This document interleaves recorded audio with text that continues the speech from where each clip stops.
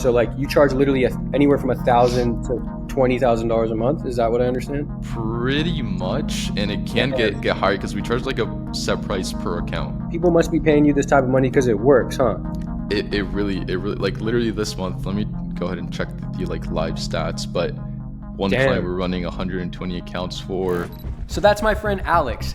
He built a 6-figure agency using software that was already built. He offers a done-for-you service on top of an existing SaaS tool and charges like 10 times more for it just to operate it on behalf of other businesses. And in this video, we're gonna learn exactly how Alex built a SaaS-based agency, and he's gonna show you exactly how you can set up your own cold Twitter DM outreach campaign so that you can either use it to get your first users for your business, your first customers, or you can turn around and sell this service just like Alex does and start your own cold DM agency. This is a completely overlooked marketing tactic and it's absolute gold. There's nothing like this out on YouTube. Stick around for the full interview. I'll see you inside. I'd like to present everybody Alex. Alex is the founder of Unlimited Outreach, and a successful agency that you built while in college, right, Alex?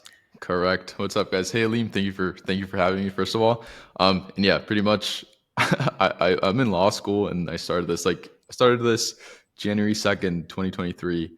So it's been a little bit over a year now. So yeah, college and building the agency, but it's been really cool, honestly. How long ago did you start this agency? So I started January 2nd, 2023. I honestly wasn't ready to go. It was just like, all right, I need to I just set that deadline to like get going because I felt like if I didn't set the deadline, I would have just like kept postponing it. But yeah, it was a little bit over a year ago now. What was the agency that you wanted to start? So it started off being like an ads agency for gym owners. That's what it started off being. Oh, interesting. And I ran that for like 2 months. And then I realized I didn't want to be speaking to like 40-year-old gym owners all day. Yeah. And then I kind of switched niches, changed stuff around until I came across what I'm doing now. Hell yeah. So you just literally validated my whole thesis of businesses almost always end up being different by the time that they start to the time that they're successful. So did you know that you wanted to do cold Twitter outreach? Definitely not, dude. Like honestly, so how it all started was like I was working at two law firms. I worked at two law firms for a year and a half because then I go to law school in Mexico City, and Mexico is different than the U.S. So it's like you have to work while at school for at least, or at my university it's for at least a year. So I started a semester earlier, and then like everything was going great. Loved the guys. My boss was a freaking stud. But I realized I didn't want to be where he was at like his age because he was like youngish. He was like maybe 10, 15 years older than me. Yeah. So then I like bought a course. I bought like the typical Imangaji course like 6 months before quitting. And I went through that over the summer 2022. And then I quit. Like my last day at the firm was December 2nd, 2022. And then I just like took the whole month to start. And so the idea was just like a typical ad agency for gym owners because I was like with the whole Alex Hormozi hype. Alex Hormozi Yeah, it fucking sounds like it. stud. I got like all his books. I got his like gym launch secrets book. So I like knew everything about the gym business. And I was like, okay, let's do that. And then just started like cold calling, doing a bunch of like outreach to get clients. And then it started working. I started having like a bunch of calls with gym owners. And then I just like realized I didn't like talking to gym owners. And I was like, not me. Yeah. Yeah. Um, and then kind of I bought another course like February, and then that course like really taught me outreach well. Um, and then that's kind of how I started down the like let's just do a bunch of outreach, and then that's how I landed on Twitter, Yeah. honestly. Dope. Dude, so like two big takeaways. Like I know I'm biased, but you bought two courses like back to back. Like do you really feel 100%. that those courses like accelerated your learning curve? Yeah. So honestly, I'm a huge fan of buying courses. I think like that's the best investment you can make. And not just because like I'm here, but like in general, I Yeah. really do feel like buying courses is like the best investment you can make. Just investing in yourself and in your knowledge, because that's something that won't get taken away. And if I'm being completely honest, when I bought the second course, it was like really out of my budget. I had maybe like 3K in my bank account, and the course Yeah. was 2K. Um, and that was after like saving up like from the law firm, and then I bought the course, and then I like invested in the whole thing for like the 6 months, and then I launched. So I was like, so I basically just put my freaking ass in the fire, dude. By buying that Yeah, 2K course, I was like 1K. I was like, okay, this like has to work. But I feel like that gives it like it's just a little bit better because like you have to make it work. absolutely. And like with courses, you're literally just like buying other people's like experiences.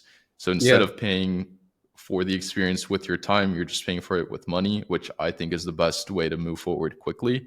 And I like keep buying courses like very, very frequently. Like every month I have like an allocation of like profits to go to like more courses, and I'm in a bunch of like school groups now, a couple on WAP. Um, so yeah, huge fan of that's courses, awesome. honestly. Yeah, Yeah. that's sick. I love that. I'm starting to do the same thing and like accumulating courses in like different areas of life that like I don't have knowledge in. That's Yeah. awesome. That's awesome. So yeah, let's kind of fast forward into you building this business. So at this point, you're like cold calling people. You know you want to get into outreach. You know that you got some. You have an opportunity to make money in the market. You're doing all this manually. And in the world of app development, we call this a concierge MVP. Mm, Like you're a concierge, you're calling up people, you're saying, "Hey, can I get you 10 clients? I'll charge you $500." And then you're literally going out with your bare hands and getting people clients, and then right. like selling them your labor work essentially. I'm sure Correct. there was a point, and I'd love to hear from you. There was probably an inflection point or something where you're like, "Shit, I can't be doing this by hand anymore. I need to figure out a way to make this more efficient." Am I on the Yes. right track? 100%. Yeah, yeah. So, and that was, I think the main thing was after I bought the second course, it was like an automation outreach course. And that really just like got everything off the ground because like I just learned about automations because when you're doing outreach, like mass scale outreach, yes, you can do it manually, but honestly, like just automating it is like the best thing you can do. Because yes, like doing it manually, super like hyper personalized will work, but just the volume is not the same. Like doing it manually compared to just it being automated. So Yeah, that's kind of when I started doing it automated, and then yeah, that's like the whole business. So it just started. Yeah, like cold, you can't really. I mean, I guess you could automate cold calling somehow, but I realized that wasn't the the path I wanted to go down. Then with the yeah. course, it was just like, yeah, let's just run it automated, and then everything just took off. Dude, it's crazy that like you're bringing up like the whole automation thing. Like I just recently taught some of our students in the app building school how to do like automated Twitter posting, and I'm actually working Oh, on like nice. I'm working on like a really um, proprietary kind of automation for our business where essentially when I run coaching calls and stuff for my students, I'm actually taking the transcript of those calls, sending it to what's called BuildShip. It's like a no code AI like backend builder.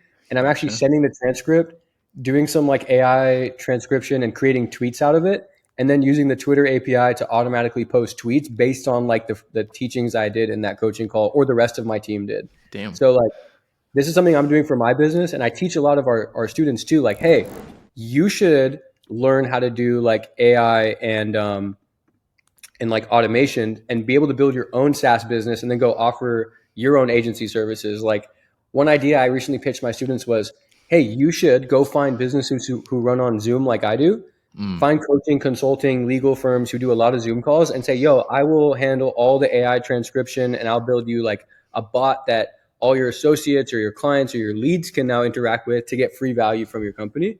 And I think you could be definitely. charging like hundreds of dollars a month, sign like 10 or 15 clients, and boom, you're making a nice like six-figure business right there. Um, Definitely. so yeah, like going into whole Twitter automation, would love to hear from you. Like, what was the tool that you found? What was the journey like to find that tool? Because I know when I Yeah. found Flutterflow, I like went all in and I built my business on top of another tool. And I know that there's a secret sauce to what you do. I'd love to hear. I mean, yeah, pretty much the same thing. So I was running outreach. So how the whole outreach like agency started, we were doing like done for you outreach on basically all platforms. But then I started realizing number one is a pain in the ass. It was like a huge headache just managing like Facebook, Instagram, Twitter, LinkedIn, like, and we realized we were getting the best results for clients just through Twitter. And so that's kind of when I started going down the Twitter path. I was testing out a tool I launched. I was like new to Twitter. I had like 0 followers, just put my freaking face on my profile, and then I just started like testing different tools. One of the first messages I sent to a guy that had like 8K followers, and now I'm like really freaking chill with that guy. Like we're close friends. We ended up hopping on a call. He ended up being like one of my first clients. And I was like, damn, okay, there's something about this Twitter game. And then I just started researching more and more and more about Twitter. I was using a few tools. The tools weren't like, they really were not good at all. And then all out of the blue, Jayan, the founder of Drippy, messaged me. So he was usually Oh, wow. using the tool to market the tool. So I was just another lead on his list. And at the time, he was just starting out too. Like Drippy had just been born pretty much. So he was like hopping on calls to get people on. So basically, we scheduled a call because he sent me like a Loom video or something. So he basically explained how the tool worked, and I was like, yes, like I'm in the market for a tool like this. I've been using your competitors and they suck. And then we hopped on a call. I remember I was just getting back from a freaking test, so I hopped on a call with like a suit and tie, dude. I was like running late. I was like running into the apartment. It was like the funniest thing. Damn. And then I hopped on. He was like, "Dude, why are you in a freaking suit?" So I explained the whole story. Jane's he's the man. He's the coolest guy. And then he talked to me, like he shared a screen. He showed me what the tool can do, and I was like, okay, like wow, this is Yeah. great. And basically, what Drippy does is just like an AI tool that'll let you send basically unlimited messages on Twitter, and that's the tool on top of which I built my agency. And now we work together, and it's a great deal. Freaking love the guys at Drippy. So Yeah, go you ahead. use Drippy and you run a done for you offer on top of it. So you market yourself as the service, and then you're actually using Drippy under the hood. Correct. I mean, What do but you? clients know about it. It's not like it's a Yeah. it's not like it's a But secret. Yeah. how much do you charge? Ballpark figure. I mean, depends on the client, but it's typically like a low four figure, low to mid fours, and then there's clients in like the mid five figures as well. Wow. So like you charge literally anywhere from $1,000 to $20,000 a month. Is that what I understand? Pretty much, and it can Damn. get higher because we charge like a set price per account. Okay. No. So it's a set price per account. Just depends on how many accounts you want to run. So if you want to be booking like 150 meetings, well, let's get you 120 accounts, like 150 meetings a month plus. Let's get you like 100 accounts, and then that's gonna that's gonna be up Dude, there. that is wild. That is wild. And people must be paying you this type of money because it works, huh? It really like literally this month. Let me go ahead and check the like live stats. But one client Damn. we're running 120 accounts for as of, so today is, can I say the date or no? Yeah, yeah, yeah, absolutely. Okay. So it's March 29th, and let me just open up this. While you're doing that, like the Yep. reason that I would choose cold mess, like if I were a bootstrap founder, I would go this route because A, you're not having to pay Facebook ads. B, you set it up once and you kind of let it go forever. And I'm sure when you quantify the number of leads that you get from cold outreach, and then you quantify the number of leads you get from like paid advertising on Facebook or Instagram, that leads are probably way cheaper when you think about cost per lead, which is a really important like unit economic kind of KPI in a business. The cost per lead is probably way cheaper when you do cold outreach, and you get like higher intent people because you're personally like reaching out to them. Definitely. There we go. So basically, like for this one client, we're running a bunch of accounts, and as of March, as of I think Tuesday, yeah, as of Tuesday, we booked 150 meetings for this guy, right? Whoa. So it's like it's a good deal, right? Because for him, like obviously we're making money, but he's making money because all he needs to do for him to make an ROI is just close 4 out of the 150. So I mean, it's a good deal for everyone. Yeah, no, that sounds fantastic. So Yeah. you charge anywhere from 1,000 to 15,000, and then like honestly, how much does it cost to run this software? I mean, the software isn't super, say for every like 100,000 credits, it's like 1K. Oh, And whoa. 100,000 credits is like 100. thousand. Like it's pretty much a credit per message. Wow, So that's there's crazy. software costs, but I mean, if you just bake it into the price, then it works. But it's not just the software that's the sauce, right? Like you have to strategically craft these cold outreach messages, test them to see which one gets higher reply rates, right? Right. So there, Science. yeah, it's not just the setup. Like the setup does take a very, very long time. And there's like, yeah, like you can imagine how many credit cards we've gone through, right? Because each one of these 120 accounts have to be verified. They have to be verified, and like Twitter runs through Stripe, or they run the verification through Stripe. So you can't just like use one credit card for all the accounts. And right now we have maybe like 400 accounts that we're running on Twitter. Yeah. So like it's going through and checking like what credit cards can you use. We use proxies for each one of the accounts. Proxies get banned. We need to replace proxies. Accounts get banned, replace accounts. So it's all that. So that's like part of the setup. But then it's also like, okay, who are we targeting? We need to make a strategy, right? Because we are like for this specific client, we divided the 120 accounts into 6 different niches, and so Mm, it's like making different copy for each different niche, and within each niche, you need to like test, right? So it's testing with it. So it's a whole operation, and then it's like yeah. testing and market research and all that stuff. Wow. But it's fun. I like it. Yeah, that sounds sick, man. That sounds super awesome. We actually are in our Dreams into Apps Accelerator program, where we teach founders how to like launch their app ideas. We actually coach them on cheaper user acquisition techniques. We don't want our students like launching their app and then going and dumping 5K in the fire in Facebook ads.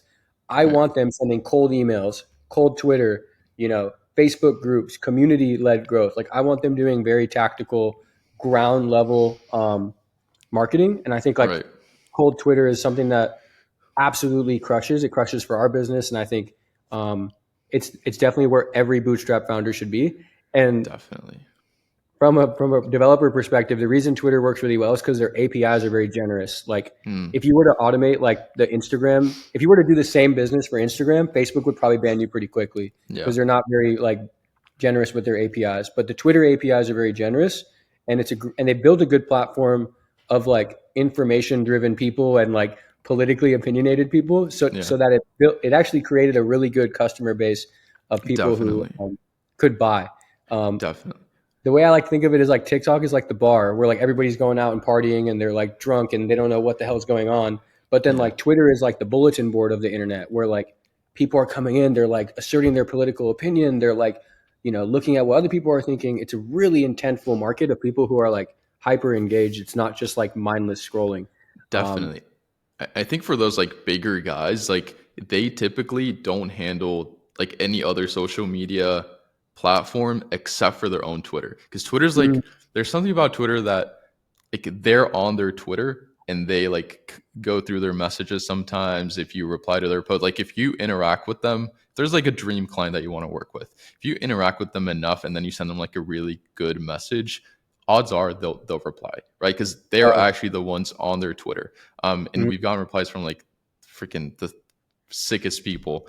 really? Just because it's like they're actually there and they're like, yeah, just text me on WhatsApp or something, right? Wow. So it's honestly, I think Twitter right now is kind of underrated because people don't know the potential in it, which is, I mean, a great for me, honestly, because it's like it's a great angle to take on sales calls too. Because like Yeah. typically these companies that we work with, they are running like a ton of cold email, and that's how they get like that's their main source of business. But then we Yeah. come in and we're like, hey, we can do the same thing that you're doing on cold email on Twitter. Your competition isn't on here; it's the freaking blue ocean. Um, Absolutely. so yeah, it's working well.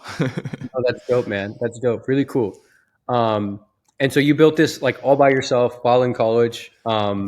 Do you consider it a solopreneur endeavor? What's the situation? Not anymore. I think it's like the setup is too much of a hassle for it to be a solo endeavor. Mm, I like lean teams, and I think the team we're building is freaking sick. Like they're pretty much my friends, right? And I've never met them. Like we're a team of 7 now. I hop on calls with them all the time. We like it's a great freaking like I don't know if I can say culture yet, but I really like hopping on calls. It's Oh, not it like is. fuck. I 7 mean, I need people is a definitely a team. Absolutely. yeah. Yeah. So it's a small team. We're getting there. It started off just being. I mean, it started just me doing everything, but obviously we didn't have clients running 100 accounts. So it was Mm, like the one account. It used to be just running personal accounts. So people's like main accounts, but then we saw like a bigger market for just running a ton of outreach. yeah. And that's what people are loving, honestly. That's what the market want. Like, I mean, from our research, that's what the market wanted. So that's what we're doing now. So it was a solo thing. And then I started bringing on people. And then, yeah, now we're a team of 7, but it's still pretty slim. I kind of want to keep it slim. Right now, we literally just engaged with like an automation slash ops company that they're gonna go in and freaking just fix everything, which I'm really excited about. And they're building like these super sick like data driven like dashboards on like Airtable with like Twitter APIs and stuff like that. So I'm really excited for that, and I think That's sick. that's gonna help us like keep scaling without necessarily having to hire more people. So I mean, if that's what like you know exactly how to do. So I'm guessing like the people um, on like everyone that watches your stuff and all your clients can just freaking Yeah. Well, they're saying integrate like, that. especially with like AI, like you're going to see more billion-dollar companies stem out of like 20-person teams. It used to take, I think, like 300 or no, I don't know, probably like 1,000 employees to get to $1 billion valuation, or maybe even Damn, more. But like thousand. now, they're saying like they're going to be more and more million-dollar companies with less and less people. Yeah, Um, at Ambitious Labs, we're definitely trying to stay lean. I don't expect to like hire much more for like the ops. We definitely want to lean into like community-led growth and AI to kind of repurpose a lot of the content and make it so that people can find the content easier. So we're right. definitely working on that. It's definitely a challenge, but like Adrian, my CMO, actively reminds me of this. He's like, dude, the revenue per employee of like a Facebook of people at Facebook is like 3 million per employee. So they're paying maybe an average of like 200 to 300K in salaries, but each employee is driving $3 million of revenue. Damn. So like I think RPE is like an HR term that a lot of people use, and the more you can make with less employees, obviously your business is more attractive. Better. Plus, I think you could sell your business for Way extremely higher high multiples. multiples. Yeah. Yeah.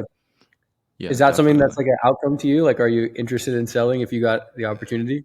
No, not yet. I kind of want to keep building it. Obviously, the sale is like a huge thing, but I think I need something lined up after to like Yeah. to then start thinking about it. I kind of love running it. It's like I don't know. It's a new challenge. It's something I've never done. It's like a new game. It's like the game of business, something that I like started learning about maybe like 2 years ago. I've Yeah. always been like the make money online kid, but now it's like once you're in it, like actually running it, there's always stuff that's breaking. It's always like just putting out fire. So it is stressful. But it's like it's a new game, and honestly, if I want to think about selling, I think I need to have something lined up. So it's not just like, oh shit, what do I do now? you know? Yeah. But maybe Makes in a sense. couple of years. I love when business owners say like, no, I'm not going to sell. My girlfriend asked me like, hey, if you got X for Ambitious Labs, would you sell? And I was like, hell no. Yeah, there we go. Not until like, not until like the wheels fall off or like we have so many students that like we need a big company to support us, but no Yeah, way. Like there's still so much to it's your build. baby. The vision is not fulfilled yet. Like Yeah, there's exactly. Exactly. until we get to that vision, I don't even think I would sell at that point. But now I Yeah. respect it a lot more when I realize why entrepreneurs say no to selling. I think a lot of inexperienced or amateur entrepreneurs will be like, "Oh yeah, I want to start a company and I'm already thinking about selling it." Like, okay, well, I actually think that's a bad thing. If you haven't started the company, you're already thinking about the acquisition. Yeah, That that's proves to me crazy. that you don't love your business enough to Enough. run it and actually make that. That's actually a hard decision. If it's an easy Yeah. decision, then you probably are building the wrong business, or you're not like very You're excited not in about it. it for the right reasons. Yeah, I guess. Unless it's like a 30x multiple, then yes, those are Yeah, like then freaking just start a new one. exactly. Then there's reasons to. But no, Yeah, cool, man. That's an awesome story. Um, do you mind like showing us anything? Maybe doing a quick tutorial on like how you would set something like this up. for sure. So let me. So what you're about to show us right now is like if I'm a bootstrapped entrepreneur and I need to like generate leads, you're about to show me how to do it. Right. So I mean, everything is just through Drip B, right? This is where we run everything. Highly, highly Mm, recommend you guys check them out. and so basically you just need to like sign in, make a free account. It'll have you connect your Twitter account, and then once you have your Twitter account, you'll just have to like get credits to then be able to send messages. But Mm, the process, the like startup process for Drippy is honestly really, really simple. So you basically just have to go on Twitter, and then the first thing, I mean, obviously you need a good offer, right? If you don't have a good offer, then mm, we have to work on the offer before actually doing outreach. But this is assuming that the offer is on point, right? Once we have the offer, we need to go on Twitter and we need to look at who your ICP is, and then mm, so this is, I guess, assuming you have a good offer and you know who your ICP is, your ideal client. If you know who if you know who you want to target, then we're good. yeah. So basically, now you need to find out where your target audience hangs out, right? Mhm. Now, if you know that, like say for example, you're targeting agency owners, like online agency owners, we would go to someone like Cold Email Wizard. This guy, he runs a huge program. Yes. Basically, all his followers are just other agency owners. So this is someone who you'd want to be scraping their followers to then be able to send messages to. So what you would do on Drippy is say we took this guy, right? We took his link, and then we just go up here. We go to messages. I mean, not messages. We go to find leads, and then we can go to new lead source, lead scraper. Then you can either add leads from a tweet source or an account source. What this means is like you could potentially go in here and say everyone that interacts with this post, you could scrape and then send messages out to. So everyone that liked, everyone that retweeted, everyone that commented, we could potentially message them. But I honestly just find the most success by doing account source. And then you paste the link in there, Mm. just give it a couple seconds, and then you want to scrape their followers and following. You want to add the source, and then we're off to the filters. Filters are super, super, super important. And basically, how I get these filters, the most important one is the bio filter. So this is just going to be keywords that your ideal audience, your ideal client will have in their bio. So for example, what I like to do is I like going to these guys' following because it's usually higher quality leads. And so you would go and just look at, out of these guys, who would you actually want as a client? And then I would take the most important keywords that they have in their bio, and then you just go down this list until your list would encompass everyone that you'd want to be reaching out to. So Mhm. I would add landing, right? So I would go to bio, and I would add an element word.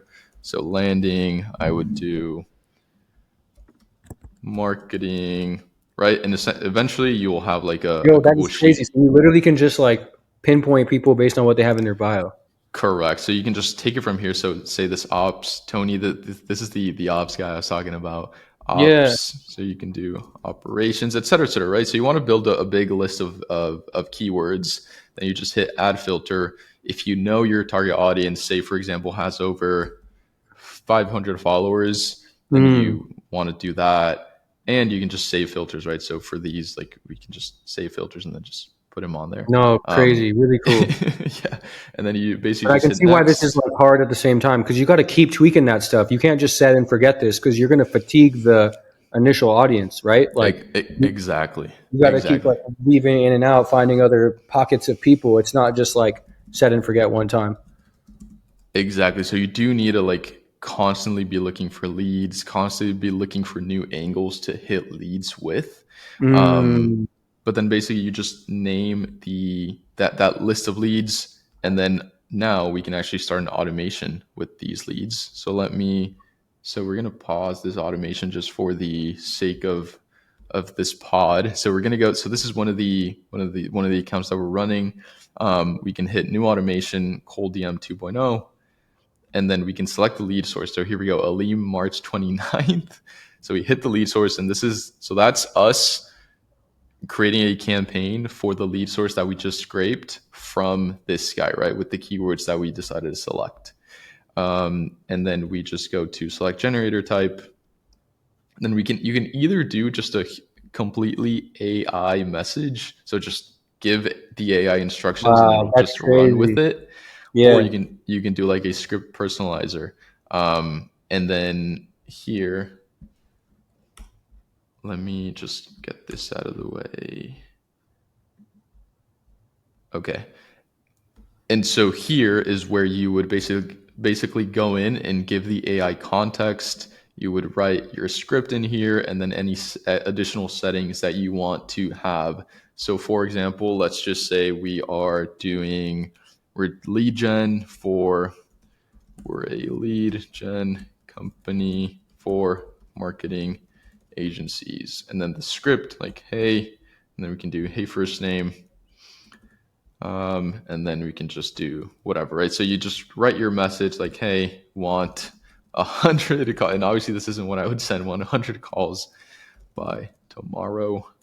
And then you can just do whatever on here. Ideally, how you want to think about the messaging is you want to have a good enough message to where the prospect will lose out on more by not responding to you than by responding to you.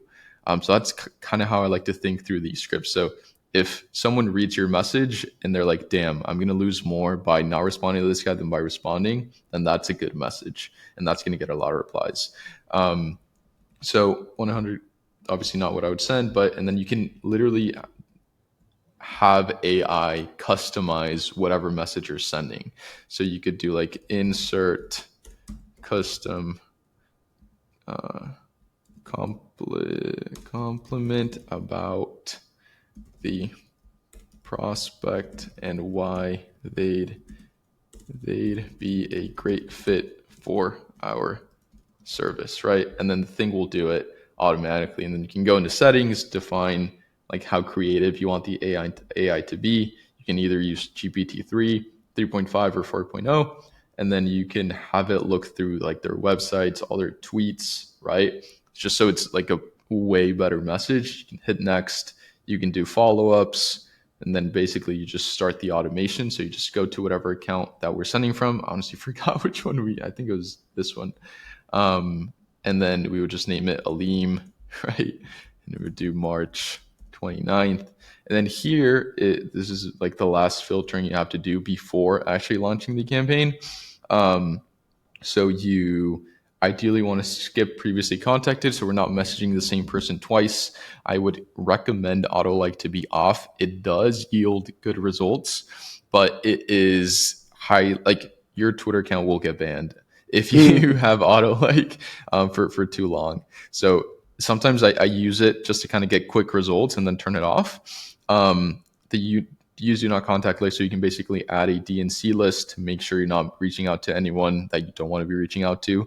You can make sure you're only reaching out to people that speak English. You can check that you're only reaching out to people that have been active within the last 30 days or whatever you want it to be. Like if your target audience is super active on Twitter, then just do like 5 days or something. But again, it just depends on how well you know your audience and kind of who they are.